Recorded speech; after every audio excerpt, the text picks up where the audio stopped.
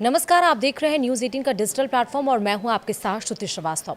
आप सबको पता है कि 122 साल के बाद 2025 यानी इस साल का दूसरा और आखिरी चंद्र ग्रहण लगने वाला है, लेकिन इसके पहले सूतक काल लग चुका है। जी हां, चंद्र ग्रहण एक प्राकृतिक खगोलीय घटना है और ऐसा माना जाता है कि यह तब होता है जब सूर्य और चंद्रमा के बीच पृथ्वी आ जाती है।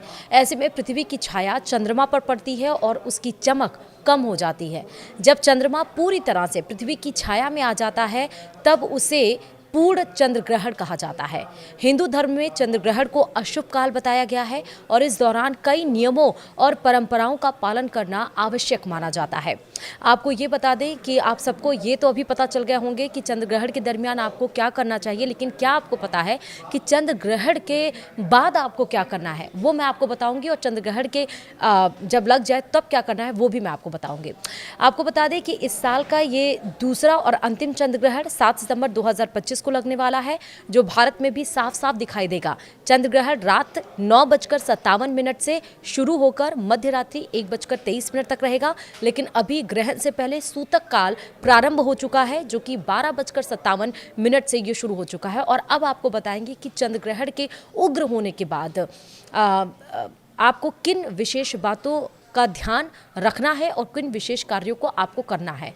इससे आपको बताते चलें कि अगर आप वो विशेष कार्य कर लेंगे तो सुख समृद्धि के साथ ही विशेष फल की भी आपको प्राप्ति होगी। दरअसल चंद्र ग्रहण के दौरान भगवान ग्रहों के प्रभाव से घिरे होते हैं। ऐसे में भजन कीर्तन आपको करना चाहिए। चंद्र ग्रहण खत्म होने के बाद स्नान जरूर करना चाहिए। घर में गंगा जल जरूर छिड़कना चाहिए और घर में जो भी सामान आपके फ्रिज में या आपके किचन में रखा हो, जो बाई चांस बच गया है, आप उसका उपयोग नहीं कर पाए हैं, चाहिए तो उसको गाय को खिला दीजिए। अगर नहीं भी खिलाना है और फ्रिज में कोई सामान जैसे दूध या कुछ ऐसे छोटे बच्चे हैं तो उसमें सूतक यानी ग्रहण शुरू होने से पहले आपको उसमें तुलसी का पत्ता ज़रूर डाल देना है, ताकि उसके अंदर कोई नकारात्मक एनर्जी ना असर कर पाए। तत्पश्चात भगवान का विशेष पूजन अर्चन भी आपको करना चाहिए। चंद्र ग्रहण देर रात्रि में खत्म हो रहा है तो घर के मंदिर या पूजा गृह में भगवान की आराधना ज़रूर करनी चाहिए। चंद्र ग्रहण खत्म होने के बाद अगर संभव हो तो दान इत्यादि भी करना चाहिए। दान करने से भगवान अति ज़्यादा प्रसन्न होते हैं और मनोवांछित फल भी प्रदान करते हैं। वस्त्र, अनाज और आभूषण आदि दान करने पर अलग अलग तरह के आपको फल प्राप्त होते हैं। अगर आपकी कुंडली में चंद्र दोष है तो चांदी के आभूषण या सिक्के आप दान कर सकते हैं। ऐसा करने से आपका चंद्र ग्रह मजबूत होता है। मानसिक तनाव के साथ ही आपको ऐश्वर्य की भी प्राप्ति होती है। सामर्थ्य अनुसार अन्य आभूषणों को भी आप दान कर सकते हैं। वहीं अगर चंद्रमा, क्योंकि आप सबको पता है कि चंद्रमा का रंग सफ़ेद होता है, ऐसे में सफ़ेद वस्तुओं का दान जरूर करना चाहिए। जो भी वस्तु या सामान दान करना हो उसे ग्रहण शुरू होने से पहले ही स्पर्श कर लेना चाहिए। इसका विशेष ध्यान रखिए।